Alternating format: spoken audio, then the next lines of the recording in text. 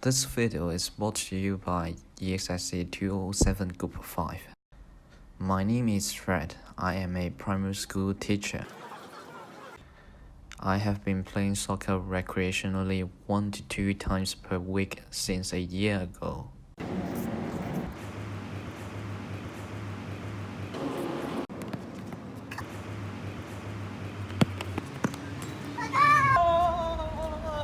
This is my girlfriend Ming. She came to see my performance in the 3-hour soccer session today.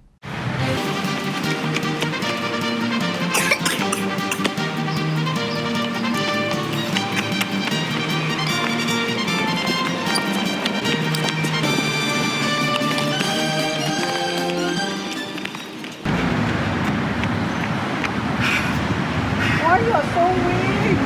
Even my grandma can run faster than you are!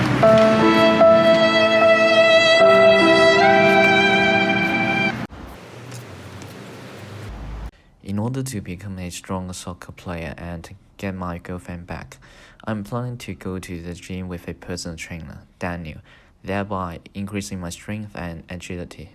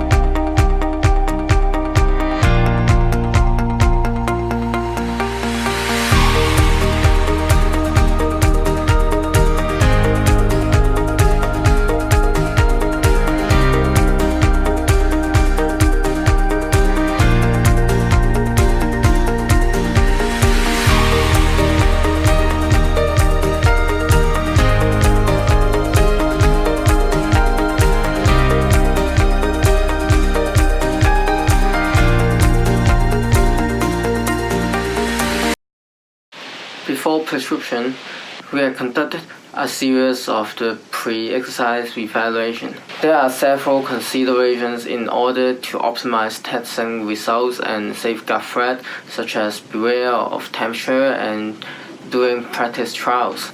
First, we measured Fred's body composition.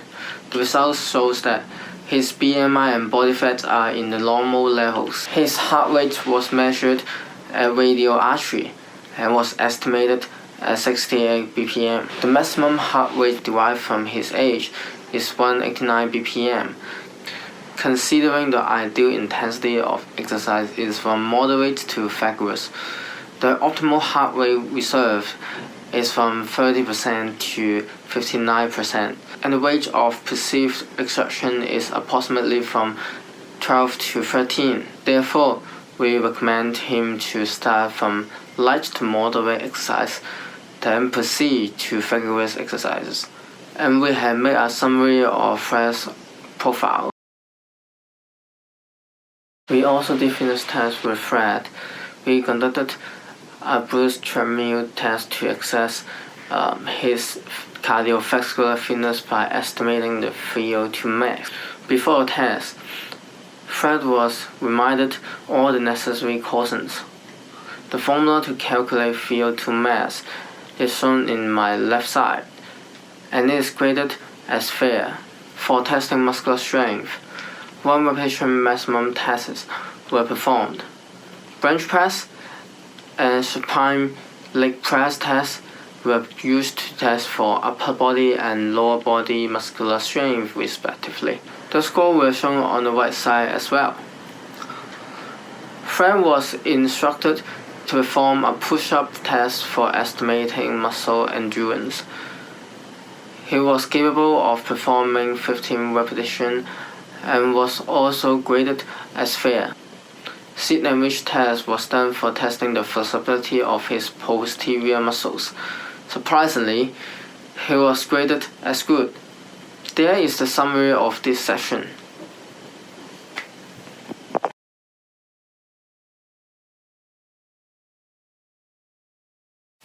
Here is come to exercise prescription. A timetable is planned for Fred. The total duration of our exercise prescription is around 90 minutes per day. There are 3 concerns. The first one is Fred prefers to train after work. Therefore, we have to assign 4 days exercise program plus 2 days soccer training.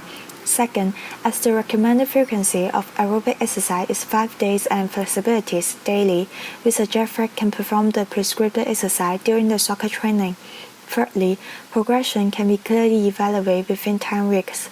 Therefore, we have made a 10-week program for Fred. For the task during greeting session, we have to ask how Fred feels in that day and what he wants to focus during the session.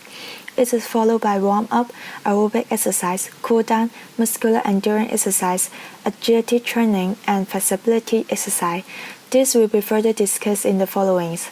For the core work for stability, it's important to maintain leg, scapular, spinal, and pelvic stability in order to perform exercise with good alignments and minimize the risk of injury. In goal setting and farewell session, it aims to help Fred to set up a short-term goal and give him homework at the end of the session. For the final session, charting, we have to fill in the training log, which allows us to check the progression. Also, mark down if there's any comments from Fred. Last but not least is looks for the next session. Here is the timetable of aerobic exercise assigned for Fred. As mentioned before, there is also aerobic exercise during Tuesday and Thursday soccer training. You can see not only increase the exercise time duration, but also increase the exercise intensity from week 1 to 10, which is light intensity to vigorous intensity.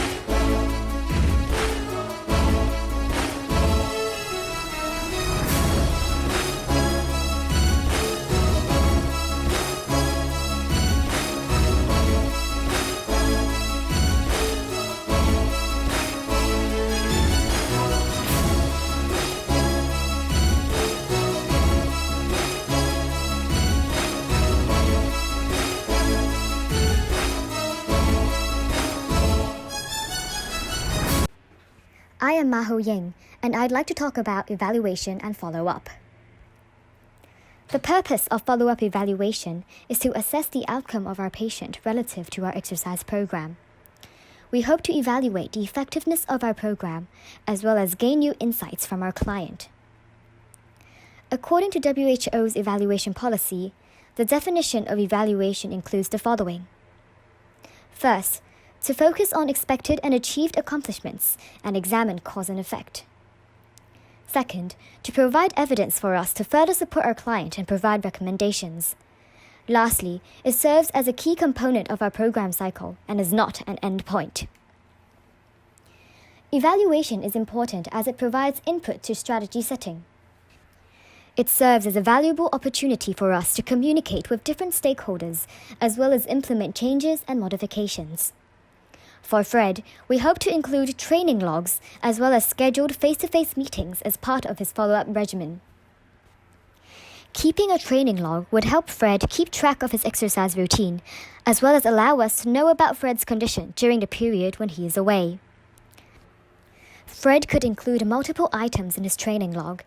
For example, he can talk about the exercise performed, physical condition, workout conditions, as well as information about the client himself, such as mood, thoughts, and feelings. The following are two examples of training logs. We could provide a template for Fred as reference. To understand the importance of face-to-face meetings with our client, Fred, we must first look into the dimensions of patient-centered care. First, to be compassionate, empathize, and respond to the needs, values, and preferences of our client. Second, to provide our client with information and to be willing to communicate and educate whenever possible. To support our client physically and emotionally. Lastly, to involve the family and friends of our client. There is indeed a lot to cover in each face-to-face meeting, yet time is extremely limited in a clinical setting. The key tasks to do is highlighted as: first, to gather information. Second, to assess our prescription and review how our patient is doing. Third, to document feedback and findings. Fourth, to modify, fine-tune, and make recommendations if need be. It is important for us to make use of this opportunity to acknowledge the uncertainties of our patient and try to offer advice or referral services. Lastly, we should schedule the next follow-up session with our client. This is the end of our presentation. Thank you.